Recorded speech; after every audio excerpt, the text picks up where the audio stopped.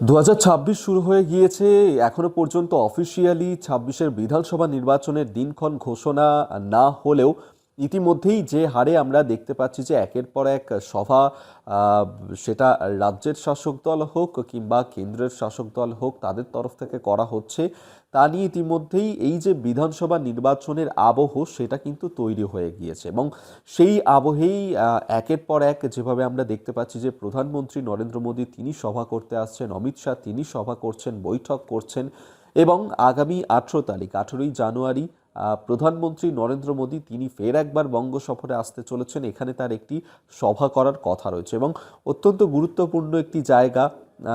বাংলার রাজ্য রাজনীতি তো বটেই এবং সর্বত্রই যে জায়গা আলোচনার কেন্দ্রবিন্দুতে বরাবরই রাজনীতির আঙিনাতে থেকেছে সেটা হলো যে সিঙ্গুর। এবং সেই সিঙ্গুরেই 18ই জানুয়ারি প্রধানমন্ত্রী নরেন্দ্র মোদী আসতে চলেছেন, সেখানে তিনি তার সভা করবেন।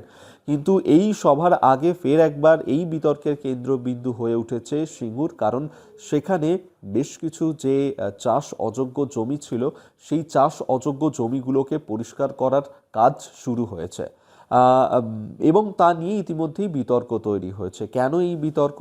কারণ এই যে সমস্ত চাষ অযোগ্য জমি যেখানে এর আগে আগাছা জন্মেছিল এবং দীর্ঘদিন ধরে সেখানে মানুষজন তাদের যে দাবি ছিল তারা এই নিয়ে বারবার সরকারকে জানিয়েও ছিল যে তাদের যে জমি ফেরত দেওয়া হয়েছিল সেই চাষ অযোগ্য জমি সেগুলোকে যেন ফের একবার চাষযোগ্য করে তোলা হয়। কিন্তু দীর্ঘ 10 বছর পেরিয়ে গিয়েছে, কোনো রকম কোনো ব্যবস্থা সরকারের তরফ থেকে নেওয়া হয়নি।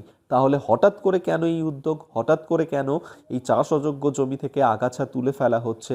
সেখানে যে কংক্রিটের যে প্ল্যাটফর্মগুলো ছিল সেগুলো কেন হঠাৎ করে ভেঙে ফেলার কাজ শুরু করা হচ্ছে?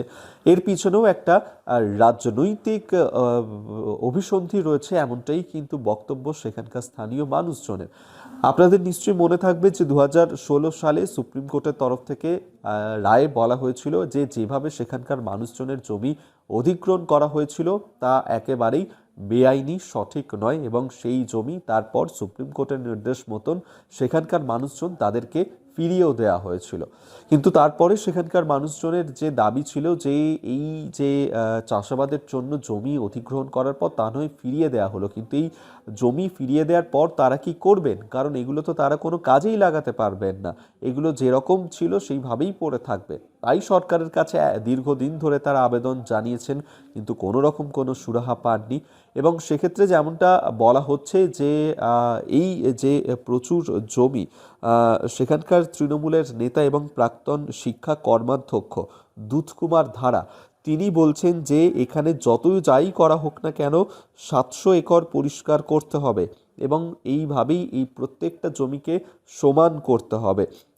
তাদের যে দাবি, যে সেই দাবি যদি মানা হয় এবং প্রত্যেকটা জমিকে যদি এভাবেই সমান করা হয় তাহলে তবেই এটা এই চাষাবাদের জন্য একেবারে যথোপযুক্ত হবে এবং সেখানে চাষ করা যাবে।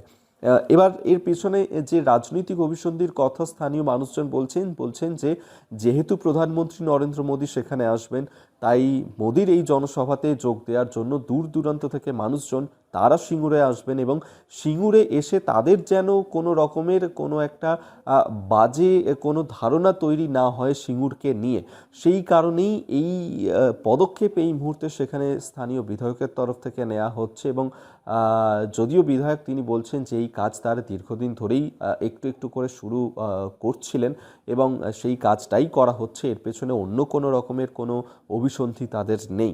যদিও সামনেই 26-এর বিধানসভা নির্বাচন, তার আগেই প্রধানমন্ত্রী নরেন্দ্র মোদীর এই জনসভা, পাশাপাশি সিঙ্গুরে সেখানে এই চাষযোগ্য জমি পরিষ্কার, সব মিলিয়ে একটা রাজনৈতিক অভিঘাত তৈরি হয়েছে এই মুহূর্তে দাঁড়িয়ে সিঙ্গুরকে কেন্দ্র করে। এবং পরবর্তীতে প্রধানমন্ত্রী নরেন্দ্র মোদীর এই সভাকে কেন্দ্র করে আর ঠিক কি ঘটে এবং মোদী এসেই বা 26-এর নির্বাচনের আগে ঠিক কি বার্তা দেন এই সিঙ্গুরের মাটি থেকে দাঁড়িয়ে, অবশ্যই আমাদের নজর থাকবে সেদিকে।